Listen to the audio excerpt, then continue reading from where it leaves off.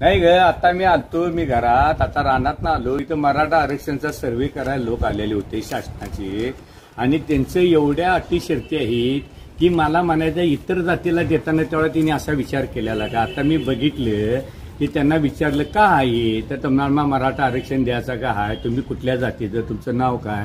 मी म्हटलं विजय साळुंखे सरदार. तुमचा धंदा काय. आमची शेती धंदा आहे. मग काय म्हणले, तुमच्या घरात फ्रीज आहे का, टीव्ही आहे का, लाईट आहे का, पाणी आहे का, घर केवढं आहे का.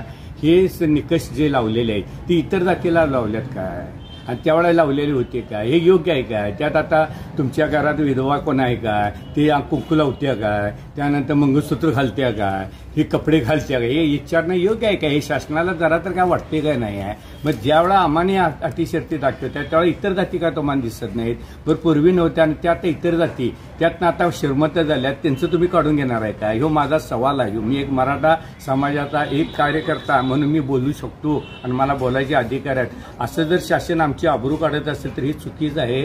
शासनाला द्यायचं नसलं तर देऊ नये, पण एखाद्या समाजाबद्दल असं विचारून घरातली प्रत्येकाचा सर्वे काढून हे जर करत असा आणि हिंमत असता तर सगळ्या जातीचं तुम्ही आरक्षणचं हे पण असं नियम लावा आणि असं काढा, आणि जो योग्य आहे त्याला पण द्या. इतर जातीतली पण जेवढी असतील श्रीमंत असेल त्यांचं पण आरक्षण काढून घ्या. हे माझं चालेल. खरा जर तुम्ही भारतीय नागरिक इकडे बोलताय का आणि करताय, तुम्हीच सांगताय हम सब एक आहे.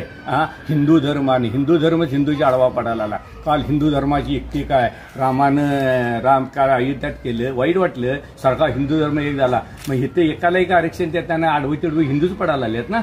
योग्य आहे काय सांगा.